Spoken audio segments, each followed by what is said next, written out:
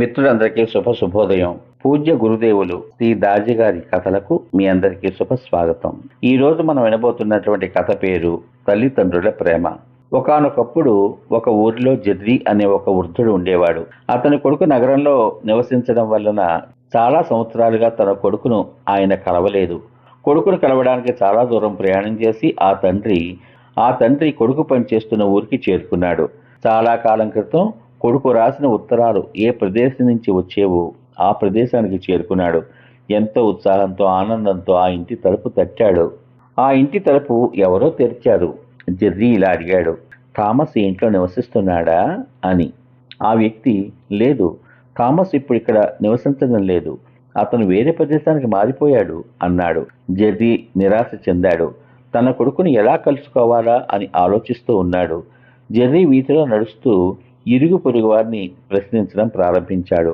కాసేపటికి, మీరు థామస్ కోసం వెతుకుతున్నారా అని ఒక వ్యక్తి అడిగాడు.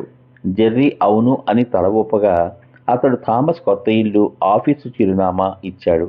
అతనికి ధన్యవాదాలు తెలిపి ఇచ్చిన చిరునామా వద్దకు జెర్రీ వెళ్ళాడు. జెర్రీ కొడుకు ఆఫీస్కి వెళ్ళి రిసెప్షన్లో, ఈ ఆఫీసులో థామస్ ఎక్కడుంటాడో చెప్పగలరా అని అడిగాడు. రిసెప్షనిస్ట్ ఇలా అడిగాడు, అతను మీకు ఎలా తెలుసు? నేను అతని తండ్రిని అని జెర్రీ మర్యాదపూర్వకంగా సమాధానం ఇచ్చాడు. రిసెప్షనిస్ట్ జెర్రీని కాసేపు ఉండమని చెప్పి తండ్రి రాకను తెలియచేయడానికి థామస్కి ఫోన్ చేశాడు. థామస్ కంగు తిన్నాడు. రిసెప్షనిస్టుతో తండ్రిని వెంటనే తన క్యాబిన్కి పంపమని చెప్పాడు. జెర్రీ క్యాబిన్లోకి ప్రవేశించాడు. థామస్ని చూడగానే అతని కళ్ళు కన్నీళ్లతో నిండిపోయాయి. థామస్ కూడా తన తండ్రిని చూసి చాలా సంతోషించాడు. వారు కాసేపు కబుర్లు చెప్పుకున్న తర్వాత జెర్రీ థామస్ని ఇలా అడిగాడు, నాయనా, మీ అమ్మ నిన్ను చూడాలనుకుంటోంది, నువ్వు నాతో ఇంటికి వస్తావా అని అడిగాడు.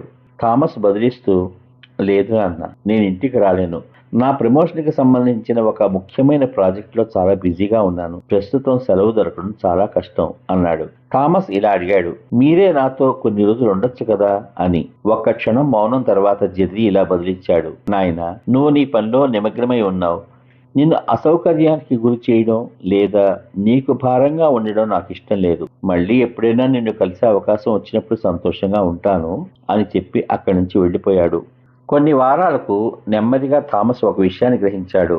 చాలా కాలం తర్వాత తన తండ్రి తన్ని వెతుక్కుంటూ చూడ్డానికి ఒంటరిగా ఎందుకు వచ్చాడా అని ఆశ్చర్యపోయాడు. తండ్రి పట్ల తాను సక్రమంగా వ్యవహరించలేదు అని కూడా బాధపడ్డాడు.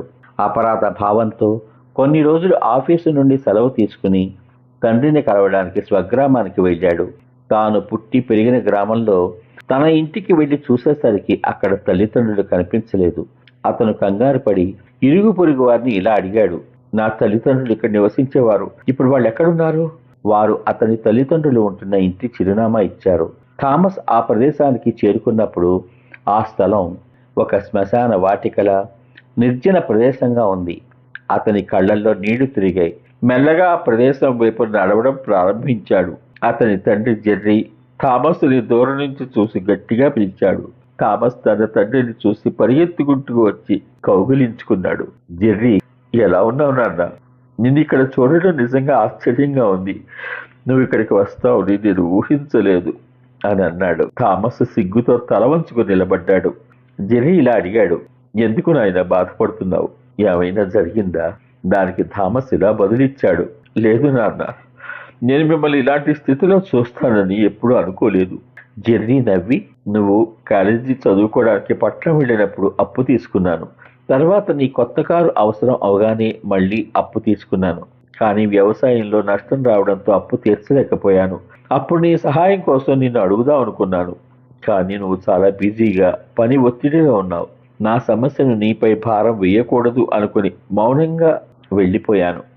ఆ రుణం తీర్చడానికి ఇంటిని అమ్మవలసి వచ్చింది, అంతే అన్నాడు. థామస్ గద్గదమైన స్వరంతో, ఇవన్నీ నాకు ముందే చెప్పి ఉండొచ్చు కదా నాన్న, నేనేం మీకు బయటవాణ్ణి కాదు కదా అన్నాడు.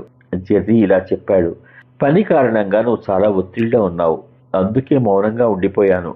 మాకు కేవలం నువ్వు ఆనందంగా ఉండడమే ముఖ్యం, అందుకే నిశ్శబ్దంగా ఉన్నావు. థామస్ ఏడుస్తూ తన తండ్రిని మళ్లీ కౌగిలించుకున్నాడు. తన వద్దకు వచ్చినప్పుడు తండ్రితో అలా ప్రవర్తించినందుకు చాలా బాధపడుతూ క్షమించమని తండ్రిని వేడుకున్నాడు. జెర్రీ నవ్వి, అదేం లేదు నాయన, ఇప్పుడు నాకు ఉన్నదాంతో నేను సంతోషంగా ఉన్నాను. నువ్వు మా కోసం కొంత సమయం కేటాయించగలిగితే మాకు అదే చాలా ఆనందకరమైన విషయం. మేము నిన్ను చాలా ప్రేమిస్తున్నాం. ఇప్పుడు నిన్ను చూడడానికి ప్రయాణం చేయడం అంటే ఈ వయసులో మాకు చాలా కష్టం. పిల్లలకు వారి తల్లిదండ్రులే వారి సర్వస్వం. తల్లిదండ్రులు ఎల్లప్పుడూ మీకు అండగా ఉంటారు. మిమ్మల్ని ఆనందంగా ఉంచడానికి వారు చేయగలిగిందంతా చేస్తారు. ఈ విషయాన్ని చాలా ఆలస్యం అయ్యే వరకు మనం చాలా తేలికగా తీసుకుంటాం. వారు మన కోసం చేసే వాటిని మనం మెచ్చుకోం. మన జీవిత విజయ పథంలో ముందుకు సాగుతున్నప్పుడు తల్లిదండ్రులను వెనుక వదిలేయకూడదు.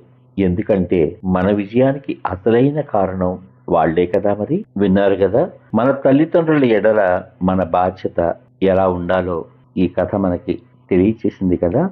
ఈ కథ కనుక మీకు నచ్చినట్లయితే మీ బంధువులకు, మిత్రులకు, స్నేహితులకు అందరికీ షేర్ చేయండి. రేపటి భాగంలో మరో మంచి ఆణిముత్యం లాంటి గురుదేవుల యొక్క కథ విందాం. అంతవరకు సర్వే జనా సుఖినో భవంతు. శుభమస్తు. స్వస్తి.